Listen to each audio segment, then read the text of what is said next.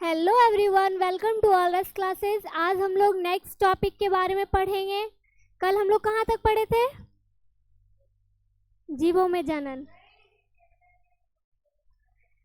हम लोग लैंगिक जनन के दौरान होने वाली घटनाओं के बारे में पढ़ रहे थे। ठीक है, क्या पढ़ रहे थे? लैंगिक जनन के दौरान होने वाली घटनाएं। कितनी घटनाएं थी? कौन कौन सी थी? निषेचन पूर्व घटनाएं, निषेचन और निषेचन पश्च घटनाएं, प्री फर्टिलाइजेशन, फर्टिलाइजेशन और पोस्ट फर्टिलाइजेशन। यही पढ़ रहे थे ना, जिसमें से हम लोग अभी कौन सा टॉपिक में चल रहे थे? फर्स्ट वाले में, यानी कि प्री फर्टिलाइजेशन, निषेचन पूर्व घटनाएं।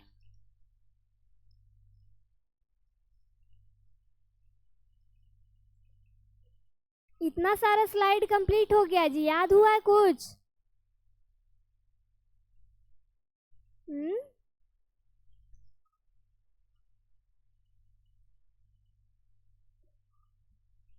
प्री फर्टिलाइजेशन में हम लोग पढ़े थे क्या? निषेचन के पूर्व जो घटनाएं होती है, तो उसमें क्या बताए थे कल पहले कि लैंगिक जनन द्वारा संतान उत्पन्न करने वाले जीवों में, उच्च कोटि के जीवों में नर युग्मक का तथा मादा में मादा युग्मक की बनने की प्रक्रिया को युग्मक जनन कहा जाता है। बताए थे ना। और नेक्स्ट बताए थे क्या? युग्मक स्थानांतरण, मिलने की प्रक्रिया को। अभी मिला नहीं है प्रक्रिया, अभी बस मिलने की प्रक्रिया को क्या कहते हैं?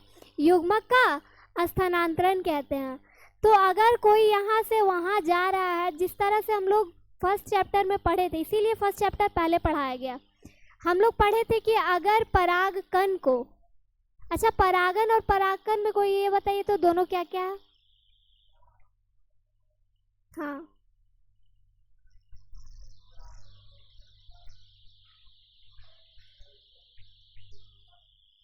परागन कण, हाँ हाँ, जो उसको, ठीक है। तो वही अभी हम क्या बता रहे थे, युग्मक का जो स्थानांतरण होता है, तो वो एक स्थान से कहाँ जाएगा? किसी दूसरे स्थान तक जाएगा। उसके लिए उसको क्या जरूरत होगा? स्थानांतरण करने के लिए युग्मक को किसी माध्यम की आवश्यकता होगी, तब ना वो एक स्थान से दूसरे स्थान पे जाएगा। जिस तरह से हम लोग फूल में पढ़े थे, पुष्पों में पढ़े थे कि परागन करने के लिए कितना विधि था? जल द्वारा, वायु द्वारा, कीट द्वारा, पढ़े थे ना। ये सब क्या था? परागन का माध्यम था। उसी तरह से युग्मक की स्थानांतरण करने के लिए माध्यम की आवश्यकता पड़ती है। किसकी आवश्यकता पड़ती है? माध्यम की। तो वो माध्यम क्या हो सकता है? जल हो सकता है। जल क्या होता है कि देखिए, जल में, जल वाले प्लांट्स का कोई नाम बताइए। लोटस, उच्च कोटि का, ब्रायोफाइटा, टेरिडोफाइटा, हाँ, वो सब क्या है? जल में रहने वाले पौधे हैं। ठीक है, तो मान लीजिए कि वो जल में है। ठीक है, नर में किस युग्मक का निर्माण होगा? नर युग्मक का होगा। और मादा में किसका होगा? मादा युग्मक का निर्माण होगा। ठीक है, तो नर युग्मक जो होते हैं, पहुंचना उनको होता है कहाँ पे? मादा युग्मक के पास। नर युग्मक जो होते हैं, उनको मादा युग्मक तक पहुंचना होता है। इसीलिए नर युग्मक का निर्माण क्या होता है? बहुत ज्यादा संख्या में होता है। क्यों? क्योंकि मान लीजिए कि वो जा रहे हो जल में, मादा युग्मक से मिलने जा रहे हो, बट वो जाते जाते नष्ट हो जाए। क्या हो जाए? नष्ट हो जाए। इसीलिए नर युग्मक के निर्माण की संख्या बहुत अधिक होती है। किससे? मादा युग्मक से। तो मादा युग्मक से नर युग्मक की संख्या बहुत अधिक होती है। एग्जाम्पल, अगर एक अंड है, अगर एक मादा युग्मक है, तो 1000 नर युग्मक का निर्माण होता है। क्योंकि वो नष्ट हो जाते हैं, उनको जाना होता है, उनको माध्यम की आवश्यकता होती है। और वो जो मादा युग्मक होती है, वो स्थिर रहती है, एक स्थान पे वो स्थिर रहती है। बट नर युग्मक जो होता है, उनको चलने फिरने के कारण युग्मक उनका नष्ट हो जाता है। इसीलिए उनमें युग्मकों की संख्या क्या होती है? बहुत अधिक होती है। दोनों का कंपैरिजन कर सकते हैं। अगर मादा युग्मक का निर्माण 1 हो रहा है तो नर युग्मक का निर्माण कितना होगा? 1000 के संख्या में। अब कंपेयर कर सकते हैं कि कितना अधिक हो सकता है। ठीक है, एक लिंगी और द्विलिंगी तो पढ़ा दिए थे ना जी, समथैलेसी विषमथैलेसी। नेक्स्ट है उभयलिंगी पादप।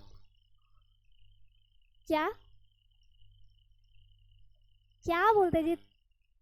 राइटिंग किसका है? मेरा है क्या? हाँ है। तो फिर स्लाइड जो है मेरे ही कॉपी का स्लाइड है सारा। हाँ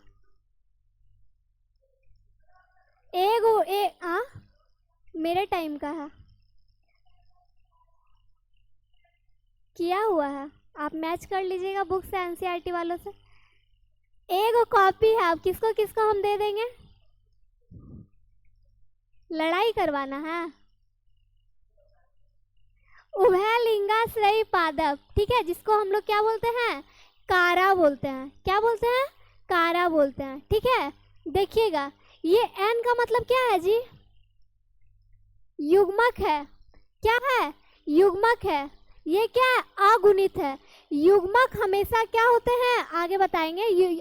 अगुणित होते हैं। ठीक है, द्विगुणित कब होते हैं? विभाजन करने के बाद। युग्मक संरचना के दौरान कोशिका विभाजन, यानी कि युग्मक का जो संरचना है उसमें विभाजन होता है। कौन सा विभाजन होता है? कोशिका विभाजन तो पता ही है, कौन सा विभाजन होता है नाम बताना। ठीक है, ये देखिए किसमें किसमें होता है? कवक में होता है, शैवाल में होता है, और किसमें होता है? ब्रायोफाइटा में होता है। ब्रायोफाइटा में होता है। ठीक है, क्या ब्रायोफाइटस भी बोला जाता है, ब्रायोफाइटा भी बोला जाता है।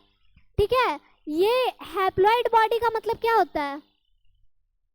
हैप्लॉइड बॉडी का मतलब है किसी को पता? हैप्लॉइड बॉडी यहाँ पे जो लिखा हुआ है शरीर, हाँ लिखा हुआ है शरीर।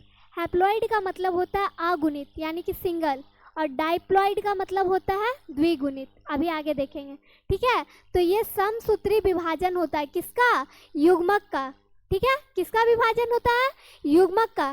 तो अगर पूछा जाए कि युग्मक में कौन सा विभाजन होता है?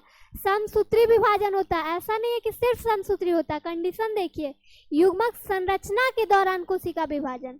अभी इसमें अर्धसूत्री विभाजन भी होगा, बट यहाँ क्या हो रहा है? समसूत्री विभाजन हो रहा है।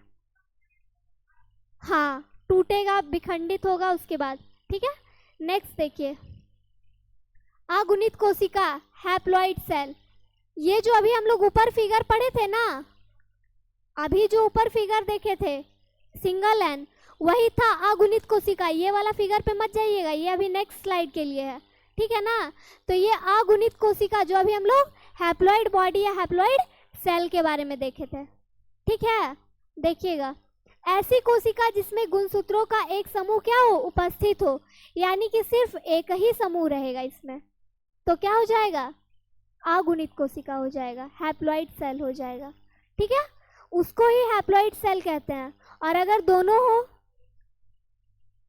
होगा तो डाइप्लॉइड, यानी कि द्विलिंगी। क्या थोड़ा बोल्ड आवाज में बोलिए तब ना। हाँ, द्विगुणित कोशिका हो जाएगा। ठीक है, जैसे प्राणी या जंतु, टेरिडोफाइटा, जिम्नोस्पर्म, एंजियोस्पर्म, ये सब क्या है? उच्च कोटि के पादप है। ठीक है, जिनमें बीज पाया जाता है। इनमें युग्मक का स्थानांतरण होता है जल के माध्यम से। किसके माध्यम से? जल के माध्यम से। और ये जो आप देख रहे हैं ये क्या है? युग्मनज नहीं, युग्मक। क्या है? युग्मक। और ये कौन सा है? द्विगुणित युग्मक है। कौन सा है? द्विगुणित युग्मक है, डाइप्लॉइड।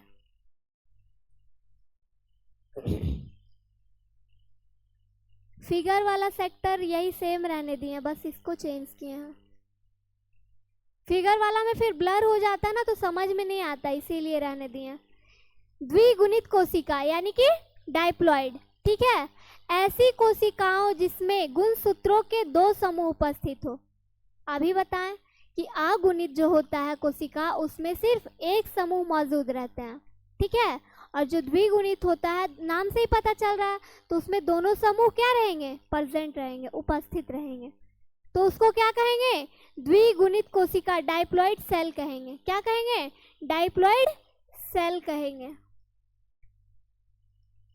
युग्मक हमेशा क्या होता है, अगुणित होता है। क्या होता है, अगुणित होता है, सिंगल रहता है। विभाजन करने के बाद वो डबल बनता है, ऐसे क्या रहता है, सिंगल रहता है। कल क्या, हाँ, युग्मक का स्थानांतरण कल भी पढ़े थे। युग्मक का स्थानांतरण यानी कि युग्मक क्या करेगा, एक स्थान से दूसरे स्थान में परिवर्तन करेगा, परिवर्तित करेगा किसी वाहन के माध्यम से। नर तथा मादा युग्मकों का कायिक रूप से, देखिएगा, नर तथा मादा का कायिक रूप से, कायिक रूप बताए थे क्या होता है, कायिक मतलब क्या होता है, क्या, वो तो प्लांट का बात हो रहा ना। जैसे कायिक मतलब नॉर्मल, कायिक का मतलब होता क्या है, बॉडी। हाँ, अभी प्रवर्धन की बात नहीं चल रही, अभी सिर्फ सिंगल वर्ड की बात चल रही है, कायिक। कायिक का मतलब क्या होता है, काया मतलब शरीर बोला जाता है ना जी, वही कायिक है, बॉडी। तो क्या कहा जा रहा है, नर तथा मादा युग्मकों का कायिक रूप से एक दूसरे के नजदीक पहुंचने की प्रक्रिया, यानी कि क्या, बॉडी के माध्यम से, शरीर के माध्यम से, ठीक है, कायिक रूप से नजदीक पहुंचने की प्रक्रिया को ही क्या कहा जाता है, युग्मक स्थानांतरण कहा जाता है। ये हम आप लोग को कल भी बताए थे, ठीक है। नर तथा मादा युग्मक निषेचन के लिए एक दूसरे के निकट आते हैं। यहाँ से क्वेश्चन ये बनता है कि नर तथा मादा का जो युग्मक होता है नजदीक क्यों आना चाहते हैं, क्यों आते हैं, तो किस लिए आते हैं, निषेचन करने के लिए, ठीक है। अधिकतर जीवों में नर युग्मक जो होता है चलनशील होता है। क्या लिखा हुआ, ध्यान दीजिएगा, नर युग्मक, नर युग्मक क्या होता है, चलनशील होता है, तथा मादा युग्मक अचल या स्थानबद्ध होते हैं। इसका मतलब आप लोग हमको बताइए। लास्ट बेंच क्या कर रहे हैं, बताइए क्या पूछे हम, फोन साइलेंट कीजिए।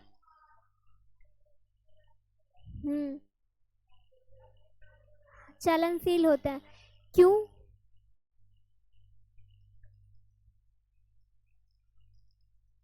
बताइए जी आप लोग भी। हाँ,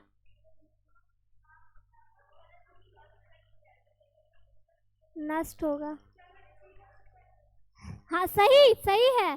सुनिए, नर युग्मक चलनशील इसलिए होगा क्योंकि अभी बताएं कि नर युग्मकों का क्या होता है, ज्यादातर निर्माण होता है और उसको मादा युग्मक के पास जाना होता है, तो उसको उसकी क्या होती है, बहुत सारी मात्रा जो होती है नष्ट हो जाती है, इसीलिए वो चलनशील होते हैं, वो उनको जाना होता है। ये स्थिर है, ये स्थानबद्ध है, कौन, मादा युग्मक। जाना नर युग्मक को है तो वो चलनशील होते हैं, और चलनशील इसलिए होते हैं क्योंकि उनको ही पास जाना होता है, और ये नष्ट भी होते हैं, कौन, नर युग्मक, ठीक है। क्या कोई क्वेश्चन, आप लोग तो ऐसे करते हैं ना जी, लगता है कि जैसे अपने में डाउटफुल होते हैं। अपवाद, हर चीज में एक अपवाद होता है ना, कंडीशन के हट के, कुछ ऐसा चीज जरूर होता है जो कंडीशन से हट के होता है, ठीक है।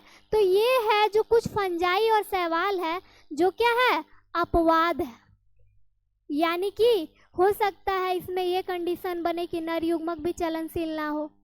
हर चीज का एक आर्टिफिशियल मेथड होता है ना, फर्टिलाइजेशन भी आर्टिफिशियल मेथड से करवाया जाता है ना, इन बाय इंजेक्शन, बहुत सारा प्रोसेस है, ठीक है। तो अपवाद, कुछ फंजाई और शैवाल जो है इसमें क्या हो जाएंगे, कुछ में अपवाद आ जाएंगे, ठीक है। नेक्स्ट, आज सिर्फ युग्मक स्थानांतरण का ही टॉपिक कंप्लीट करेंगे और नेक्स्ट क्लास में ये चैप्टर क्या करेंगे, छुट्टी कर लेंगे, इस चैप्टर का छुट्टी कर लेंगे। जल द्वारा युग्मक स्थानांतरण, ठीक है, कुछ नहीं है, बस माध्यम समझना है कि कैसे कैसे जल के द्वारा होता है, कैसे परागन के द्वारा होता है। कुछ फंजाई और शैवालों में असाधारण रूप से, ध्यान दीजिएगा, कुछ क्या फंजाई यानी कि फंगस और एल्गी, कुछ फंजाई और शैवालों में असाधारण रूप से दोनों किस्मों के युग्मक चलनशील होते हैं। हाँ, क्या होते हैं? चलनशील होते हैं। इन युग्मकों को एक दूसरे के निकट आने के लिए चलन करना होता है, यानी कि चलना होता है। ठीक है, बायो के भाषा में है तो थोड़ा सा तो चेंज रहेगा ही। चलन करना होता है और इसके लिए ही इन्हें एक माध्यम की आवश्यकता होती है। अभी बताए कि उनको चलकर जाना होता है, उसके लिए उनको किसी ना किसी माध्यम की आवश्यकता होगी, तभी वो चलकर जा पाएंगे। तो ये जल का माध्यम है। यहाँ पे कौन सा माध्यम की बात की जा रही है? जल के माध्यम से वो जा रही है। तो एक माध्यम की आवश्यकता होती है जिससे ये युग्मक क्या करते हैं? गति करते हैं। क्या कोई क्वेश्चन है? अगर वो गति चल रहे हैं तो कोई ना कोई तो गति कर रहे होंगे ना जी, ऐसा तो नहीं स्टॉप होंगे। अब देखिए नेक्स्ट पॉइंट, अधिकांश साधारण पादपों जैसे शैवाल, ब्रायोफाइटा, टेरिडोफाइटा में जल द्वारा युग्मक स्थानांतरण होता है, क्योंकि इनमें युग्मक स्थानांतरण के लिए जल ही माध्यम होता है। ये जलीय पौधे हैं। कौन सा? ब्रायोफाइटा, टेरिडोफाइटा, शैवाल, ये सब कहाँ रहते हैं? जल में रहते हैं। जल में रहते हैं ना, तो उनमें क्या होगा? जल में है तो उनके लिए माध्यम भी क्या होगा? जल ही होगा। जिस तरह से मछली के लिए क्या है? जल ही जीवन है, उसी तरह से जलीय पौधे हैं तो जल में ही रहेंगे। आप कितना भी कोशिश कर लीजिए, है तो आप लोग जिद्दी है ही, अगर आप कोशिश कर लीजिएगा कि जल से उसको बाहर उगाया जाए तो उग तो जाएगा, लेकिन बस तत्क्षणिक समय के लिए। ठीक है, देखिएगा इसी पॉइंट का है। चूंकि नर युग्मकों की एक बहुत बड़ी संख्या, ध्यान दीजिएगा अभी जो बताया वही पॉइंट है, क्योंकि नर युग्मकों की एक बहुत बड़ी संख्या मादा युग्मकों तक पहुंचने में असमर्थ होती है, चलते चलते नष्ट हो जाती है। ठीक है, अर्थात नर युग्मकों की बड़ी मात्रा में हानि होती है। नष्ट होगी तो नष्ट का मतलब ही क्या होता है? हानि होना। हानि हो रहा है। इसको रोकने हेतु नर युग्मक मादा युग्मकों की तुलना में, अभी बताए थे, कई हजार गुना अधिक संख्या में पैदा होते हैं, ताकि कुछ जो है जाना एक ही को होता है, जाता भी एक ही है, बाकी सब क्या होता है? नष्ट ही होता है। ठीक है, कुछ क्वेश्चन है तो पूछ लीजिए। अपने में बोल के अपने में शांत रहना है, वही ना, है तो पूछ लीजिए तब ना। कौन सा? देखिए ये वाला या फिर ये वाला? ये वाला। देखिए जो साधारण पादप है, जैसे कि अभी बताए शैवाल, ब्रायोफाइटा, टेरिडोफाइटा, ये सब कहाँ रहेंगे? जल में रहेंगे। तो जल में रहेंगे तो इनका माध्यम क्या हो जाएगा? जल ही हो जाएगा। हवा तो इनका माध्यम नहीं हो सकता। क्या जल और पानी अलग है? आप क्या पूछे अभी? थोड़ा बोल्ड आवाज में बोलिएगा तब ना सुनेंगे जी, तब ना बताएंगे क्या पूछ रहे हैं। हाँ बोलिए। हाँ, जल में हवा नहीं जाएगा। जल के अंदर जो ये शुक्राणु बना है, नर युग्मक बना है, उसको हवा से क्या मतलब है? वो तो जल के अंदर है ना। अगर वो बाहर आएगा, हवा नहीं चलती जल में, चलेगा क्यों नहीं चलेगा? तो पानी बस इधर से इधर आएगा, उसका अंदर का सामान बाहर थोड़ी आएगा। बाहर का सामान है वो जो अंदर जा सकता है, बट अंदर का सामान, कभी मछली को आप बाहर वाली मछली को पानी में अगर डालते हैं तो वो सेफ है, लेकिन अंदर से बाहर मछली को निकालिएगा तो वो सेफ रहेगी? नहीं रहेगी। उसी तरह से है कि ये जो आपका कहने का मतलब है बस कि हवा जल में जाएगा या नहीं जाएगा, यही ना? बस तो नहीं, हाँ क्यों नहीं जाएगा? मैं तो हवा के माध्यम से जल बस क्या होगी? गति कर सकती है बस। नहीं हो सकता, जल वाले में नहीं हो सकता, बट हवा वाले में जल के माध्यम से हो सकता है। ठीक है, क्योंकि ये बाहर आएगा तो नष्ट हो जाएगा, खराब हो जाएगा। एक जो ये नर युग्मक या शुक्राणु होता है, कितने टाइम तक एक्टिव रहता है? 24 से 48 घंटे तक। उसके बाद वो नष्ट हो जाता है, खराब हो जाता है।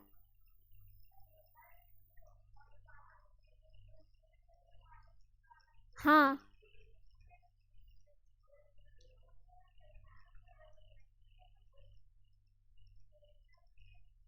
पूर्व, हाँ हाँ, के पश्च, हाँ निषेचन और हाँ क्या डिफरेंस है दोनों में? तो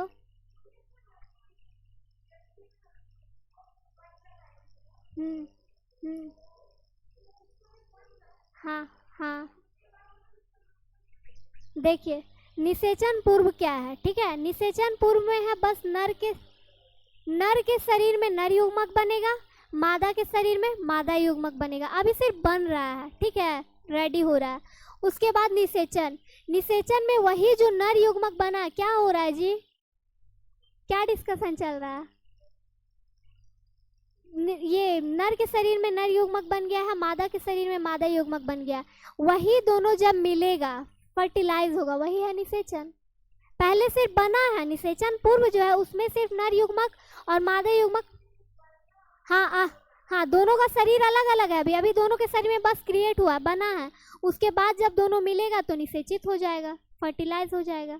आपका क्वेश्चन, अधिकांश जीव जो है ये शैवाल, ब्रायोफाइटा, टेरिडोफाइटा सब जल में रहेंगे, जल में रहने वाले प्लांट हैं, तो उसका माध्यम भी जल ही होगा, जल के द्वारा ही उनमें क्या होगा, युग्मक का स्थानांतरण होगा। जो नर युग्मक है वो कहाँ जाएंगे, मादा युग्मक के पास जाएंगे, तो इनका माध्यम जल ही रहेगा, ये हवा से ये नहीं हो सकता युग्मक का स्थानांतरण, ठीक है।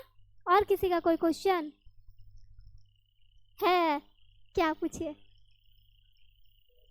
पूछिए, इनको तो क्वेश्चन ही नहीं समझ में आता, पूछे कैसे, है ना जी, नहीं समझ में आता क्या पूछे, जो जैसे तोड़ मड़ो के जैसे समझ में आता वैसे ही पूछ लीजिए, क्या पूछना पूछिए। वो अभी ढूंढेगा कि क्या आखिर ऐसा पूछे कि टाइम कटे, है ना जी, तो क्या जिसके मन में क्वेश्चन रहेगा पता रहेगा ना जी कि क्या क्या आज ही से एग्जाम है।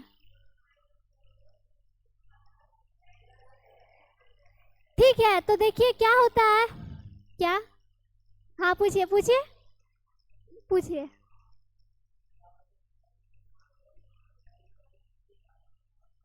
हाँ हाँ, नहीं जाएगा भी तो सक्सेस एक ही होगा, बाकी सब नष्ट हो जाएगा, सक्सेस एक ही होगा, बाकी सब। जुड़वा जो होता है, जुड़वा का कंडीशन अलग है। क्या होता है कि देखिए ये मादा युग्मक है, नर युग्मक है, मादा युग्मक तो स्थिर है, ठीक है, मादा युग्मक, बोलिए बोलिए ना जी, बोलिए। हाँ स्थिर है, हाँ, तो वो अपने ही बॉडी के अंदर ना होता है जी, वो आंतरिक प्रक्रिया है। यहाँ चलना और अचलना का मतलब समझिए क्या है, नर युग्मक जो है मादा युग्मक के बॉडी में जा रहा है, ठीक है, बॉडी की बात थोड़ी, अलग अलग जीवों में डिफरेंस हो रहा है, बट उनका वो आंतरिक प्रोसेस है। अब खाना आप खाते हैं तो डाइजेस्ट नहीं होता जी, होता है ना जी डाइजेस्ट, तो वो क्या इंटरनल सबका होता है, हम कहाँ बोल रहे नहीं होता, तो वो इंटरनल प्रोसेस है ना, वो इंटरनल प्रोसेस है।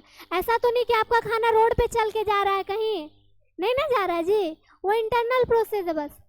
क्या क्या बोला जी, ऑर्डर करते हैं तो चल के आता है, खाना चल के आता है कि वो जो क्या उसको बोलते हैं जी, सेफ, क्या, हाँ, सेफ ही उसी को बोला जाता है ना रेस्टोरेंट में, क्या, अरे वो तो ऑनलाइन फूड के लिए ना, ऑफलाइन के लिए रेस्टोरेंट में जाते तो क्या होता है, सेफ ही, जो खाना ला के देता है उसको सेफ ही बोला जाता है, अल्लाह के जो देता है। कहीं कहीं पे ऐसा भी होता है कि ऑनर और ये सेफ का काम खुद ही कर रहा हो, वो सब तो बात की, उतना समझदार आप लोग नहीं हैं, है ना, तो उतना दिमाग आप लोग खुद ही लगा लीजिएगा। बोलिए बोलिए ना जी, आप तो बोलने से पहले ही चुप हो जाता है।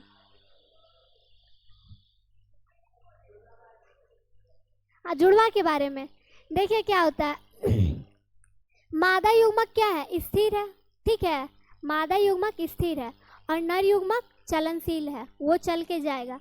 अगर मादा युग्मक एक्टिव है, क्या है, एक्टिव है, एक्टिव हमेशा वो, ऐसा नहीं कि एक शुक्राणु जब जाता है तब वो एक्टिव नहीं रहता, ठीक है, तो एक्टिव है। पहले आप लोग ये समझिए कि कभी कभी ऐसा होता है ना कि जो जुड़वा बच्चा जो पैदा होता है वो दिखने में भी समान होता है, एकदम बिल्कुल डिट्टो। और कभी और कभी ऐसा होता है कि दिखने में समान नहीं होता बट वो होता जुड़वा ही है, बट दिखता सेम सेम नहीं दिखता है। एग्जाम्पल ले लिए किसी का है कोई? ठीक है, तो क्या बोलते हैं हम, सेम नहीं दिखता। ठीक है, जो सेम दिखता है उसमें क्या होता है, उनका जो डीएनए होता है, जो नर युग्मक होता है, वो दो अगर जाता है, शर्त है कि दोनों सक्सेस कब होगा, जब वो एक्टिव है, यानी कि जब वो मासिक धर्म के दौरान अगर नर युग्मक जाता है तो उस टाइम में वो क्या रहता है, अंडाणु जो रहता है एक्टिव रहता है, तो दोनों का दोनों क्या होता है, संलयित हो जाता है। ठीक है, तो डीएनए किसका गया है, सिर्फ नर युग्मक का गया है, एक ही नर युग्मक का गया है, तो दोनों डीएनए, तो उस कंडीशन में ही दोनों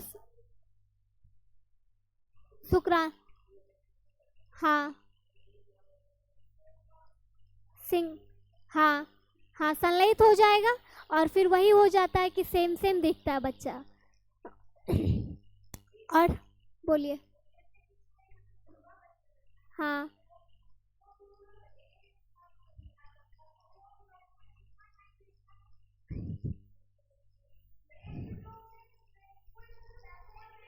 वो सेकंड और मिनट का वो कोई बात नहीं है, ऐसा कैपेसिटी लेवल है सबका। अगर कोई सिंगल बच्चा ही पैदा होता तो टाइम कम और ज़्यादा नहीं लगता है जी, लगता है ना जी, इसमें शर्माने वाली कोई बात नहीं है। टाइम का बात है, कैपेसिटी लेवल है सबका, अपना अपना टाइम की बात है। अगर जल्दी डिलीवरी हो गया है तो फिर नेक्स्ट वाला भी जल्दी हो जाएगा।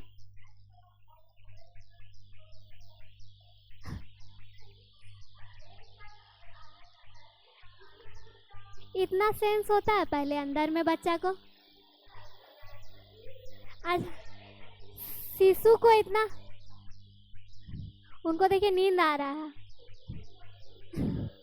सुबह हो गई है।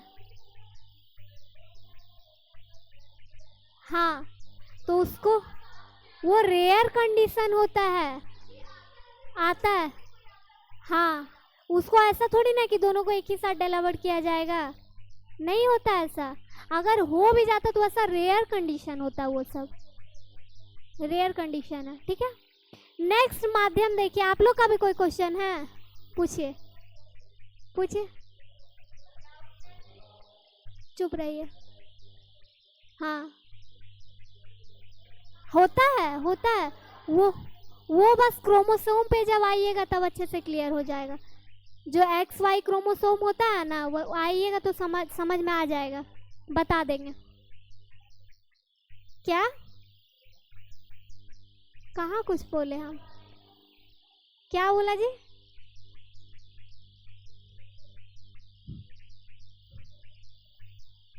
देखिए, जिस तरह से जल एक माध्यम था युग्मक को स्थानांतरण करने के लिए, उसी तरह से क्या है, परागन भी एक माध्यम है। पहले मान लीजिए कि कोई मेल फ्लावर है, तो मेल फ्लावर में क्या होता है, पराग कोश में परागकण का निर्माण होता है। क्या होता है, पराग कोश में परागकण का निर्माण होता है, और वही परागकण फीमेल फ्लावर यानी कि वर्ती काग्र पर पहुंचती है और पराग नलिका के माध्यम से अंडाशय तक जाती है। क्लियर? बस यही है परागन का इतना बड़ा पॉइंट, और कुछ नहीं है। देखिए, देखते हैं, कण का बनना और परागकण का वर्तिकाग्र तक पहुंचकर पराग नलिका के माध्यम से अंडाशय में निषेचित होना। बीजीय पादपों में, ठीक है, ध्यान दीजिएगा, बीजीय पादपों में परागन नर युग्मकों के वाहक के रूप में कार्य करते हैं। यानी कि किसके रूप में, पराग कण के माध्यम से। जो पराग कोश में परागकण बनता है वही है ना नर युग्मक फ्लोर का, ठीक है, वाहक के रूप में कार्य करते हैं। और तथा अंडप में अंड होता है, फीमेल वाले में अंडाशय या अंडप में। जब हम बता रहे थे जायांग का ही दूसरा नाम अंडप बताए थे, याद है? जब हम पढ़ा रहे थे जायांग, तो जायांग का ही एक और नाम बताए थे अंडप। अब याद है कि नहीं वो तो आप लोग जानिए। देखिएगा, तो अंडप होता है, ठीक है, अंडप में क्या होता है, अंड होता है। परागन पराग कोश में उत्पन्न होते हैं। परागन नहीं जी, परागकण उत्पन्न होता है। आप लोग अगर नोट्स बनाइएगा तो थोड़ा सा ध्यान दीजिएगा। ऐसे तो कहीं पे मिस प्रिंट हुआ नहीं है, बट एडिट करने में भी हो गया होगा। परागकण पराग कोश में क्या होते हैं? उत्पन्न होते हैं तथा निषेचन के पहले ही, ध्यान दीजिएगा, निषेचन होने से पहले ही मादा पुष्प के वर्तिकाग्र पर स्थानांतरित हो जाने चाहिए। यहाँ पे बात हो रहा है स्वपरागन और परपरागन का। अगर वो मादा वाले जो पुष्प हैं, अगर वो पहले से ही निषेचित हो जाएंगे, किसके माध्यम से? हवा के माध्यम से। बताए थे ना, अगर कोई हवा वाला नर युग्मक लेके आया और वर्तिकाग्र पे छोड़ दिया तो वो तो निषेचित हो जाएंगे ना जी। तो ये जो मेल फ्लावर है वो फीमेल फ्लावर के पास जाएगी तो उसको एक्सेप्ट किया जाएगा? नहीं किया जाएगा। क्यों? क्योंकि वो पहले से ही निषेचित हो चुका है। ये कंडीशन हम आप लोग को जब स्वपरागन और परपरागन पढ़ा रहे थे, जब हम आप लोग को स्वपरागन और परपरागन पढ़ा रहे थे तब बताए थे, क्या बताए थे? कि जो मादा युग्मक होती है यानी कि वर्तिकाग्र, ठीक है, वो होती है मादा युग्मक। वो अगर किसी हवा के माध्यम से नर युग्मक वहां पे आ गया, ठीक है, उसको तो नर युग्मक की आवश्यकता थी। अगर वो मादा युग्मक तक आ गया तो वो क्या हो जाएगा? फर्टिलाइज हो जाएगा, निषेचित हो जाएगा। फिर उसको किसी दूसरा का जरूरत पड़ेगा? नहीं पड़ेगा। तो वही बात है कि जो परागकोश में उत्पन्न होते हैं परागकण, वो निषेचन के पहले ही मादा पुष्प तक पहुंच जाना चाहिए ताकि कोई अन्य परागकण आके उसको निषेचित ना कर दे। अगर वो बाद में पहुंचेगा तो वो उसको एक्सेप्ट, उसको कोई काम ही नहीं है फिर पहुंचने से, नष्ट हो जाएगा क्योंकि वो पहले से ही निषेचित हो चुका है। इसीलिए कंडीशन ये है कि निषेचन के पूर्व ही परागकण का कहाँ पहुंच जाना चाहिए? वर्तिकाग्र तक पहुंच जाना चाहिए, अन्यथा वो क्या होगा? एक्सेप्ट उसको नहीं किया जाएगा। और कोई डाउट आया समझ में? यहीं तक रहने दीजिए, टाइम हो गया है। ऐसे क्या है, निषेचन का बस यही ये दोनों पॉइंट है, फिर वो बता देते हैं, फिर बस वही निषेचन पश्च बच जाएगा। अब है नेक्स्ट निषेचन। निषेचन में कुछ है जी, बता दिए थे पहले ही। निषेचन पूर्व जो युग्मक बना है वो निषेचन पूर्व हो जाएगा। जब मिल गया है तो क्या हो जाएगा? निषेचन हो जाएगा। वह प्रक्रिया जिसमें भ्रूण कोश अथवा मादा युग्मकोद्भिद यानी कि युग्मक का निर्माण होना, युग्मकोद्भिद के अंदर नर युग्मक व मादा युग्मक के, ध्यान दीजिएगा कहाँ का बात हो रहा है? भ्रूण, कहाँ? भ्रूण कोश में। कहाँ मिलता है? भ्रूण एम्ब्रायो सैक। भ्रूण कोश को क्या बोलते हैं? Embryo sac. और ओनली भ्रूण को एम्ब्रायो बोलते हैं। ये सभी वर्ड ध्यान रखिएगा। कभी कभी हो जाता है कि इंग्लिश में समझ में ज़्यादा आ जाए, हिंदी में ना समझ में आए। तो भ्रूण कोश में क्या होता है? भ्रूण कोश अथवा मादा युग्मकोद्भिद के अंदर, कहाँ? मादा युग्मकोद्भिद के अंदर नर तथा मादा युग्मक के संलयन से द्विगुणित युग्मनज यानी कि युग्मक युग्मक मिलकर जायगोट का निर्माण करते हैं। और वही जायगोट जो होता है कोशिका विभाजन करते जाता है और फिर भ्रूण का निर्माण कर देता है। तो अभी जो जायगोट का निर्माण हुआ है वही क्या है? युग्मक, दो युग्मक आपस में मिलकर युग्मनज का निर्माण किए हैं, वही क्या है? निषेचन है। समझ में आ रहा है? कल कोई लड़का, कोई कौन था जी, मैसेज किया था कि हमको बायो नहीं समझ में आता है। आप लोग को भी कोई प्रॉब्लम होता है जी समझने में? आता है समझ में? आ रहा समझ में? भले ही याद ना हो रहा हो, है ना जी? आप लोग को, गर्ल्स लोग को, किसी को समझने में कोई दिक्कत? नेक्स्ट देखिए, अनिषेक जनन, पार्थेनोगाइनेसिस। इसका मतलब ये होता है कि जब बिना निषेचन के ही भ्रूण का निर्माण हो जाए, होता है वही आर्टिफिशियल, अभी बता रहा।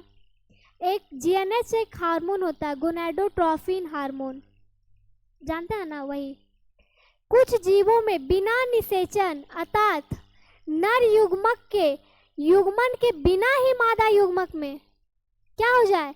नए जीवों का निर्माण हेतु विकसित होने लगता है। वो जैसे कि अगर किसी को बेबी नहीं होता है, ये क्या बोलता है, अगर कोई प्रॉब्लम होता है इंटरनल प्रॉब्लम, तो उनको आर्टिफिशियल से फर्टिलाइज करवाया जाता है, आईवीएफ। हाँ वही आईवीएफ, ठीक है, आईवीएफ कंपनी है, वो एक टेस्ट है, उसी के माध्यम से वो किया जाता है। देखिए बहुत सारा है, अब उतना नहीं सोचना पड़ता है, पहले बहुत सारा प्रॉब्लम, अब इतना टेक्नोलॉजी हो गया है कि देखिए निर्माण हेतु विकसित होने लगता है। क्या मतलब बिना निषेचन के ही नर युग्मक और मादा युग्मक का क्या होने लगता है, फर्टिलाइज होके विकास होने लगता है, और इस प्रकार की घटना को ही अनिषेक जनन कहते हैं। सिंपल ध्यान रखिए, बिना निषेचन के भ्रूण का निर्माण करना क्या है, अनिषेक जनन है, पार्थेनोगाइनेसिस है, ठीक है। उदाहरण मधुमक्खी, क्या है, मधुमक्खी, कुछ छिपकलियां, सब नहीं आएगा जी, कुछ, टर्की पक्षी, टर्की एक पक्षी का नाम है, जानते हैं ना, देश का भी नाम है, उसको टर्की ही बोला जाता है, हाँ दोनों सेम ही है। अर्थात अंड से, देखिएगा यही सिंपल भाषा में, अर्थात अंड से भ्रूण बनने की प्रक्रिया को क्या कहेंगे, अनिषेक जनन कहते हैं। वही बिना निषेचन का आर्टिफिशियल रूप से ये करवाया जा रहा है, पार्थेनोगेनेसिस। क्लियर, यहाँ तक कोई दिक्कत, आप पूछेंगे तो बता दीजिएगा। आप लोग तो पूछने से पहले ही डर जाते हैं, नहीं पूछ रहे हैं, लेकिन हाँ नेक्स्ट क्लास में पूछेंगे, आज का टॉपिक यहीं तक रहने देते हैं। हाँ नेक्स्ट क्लास में, नेक्स्ट क्लास कब, आज कितना तारीख है जी, आज 11 है ना, यानी कि लगभग 15 तक होगा, 15 को संडे है, 16 से होगा क्लास ना, पूछिए। 9 महीना में वो पूरा विकसित होते रहता है, लेकिन हाँ 6 महीना में वो कंप्लीट होके तैयार हो जाता है। हाँ हाँ वो कम्प्लीटली, हाँ 4 से 6 महीने में, वो जब अभी आएंगे ना, वो क्या हाँ पता चलता है, पहले पहले हृदय का विकास, ये निर्माण होता है, हाँ हार्ट का होता है, बताएंगे वो सब भी बताएंगे, ठीक है। तो आज का टॉपिक यहीं तक रहने देते हैं, मंडे को क्लास नहीं रहेगा, यही तो आप लोग खोजते हैं। अजी अभी छठ पूजा में बहुत टाइम है, छठ पूजा किनके किनके घर में होता है, कमिंग सून होता है जी आपके घर में, और किसके घर में होता है, सब प्रसादी लेके आइएगा। कौन बोला मेरे घर में होता है, तो आप ही लोग आ जाइएगा, ठीक है। नेक्स्ट क्लास में फिर कॉपी ले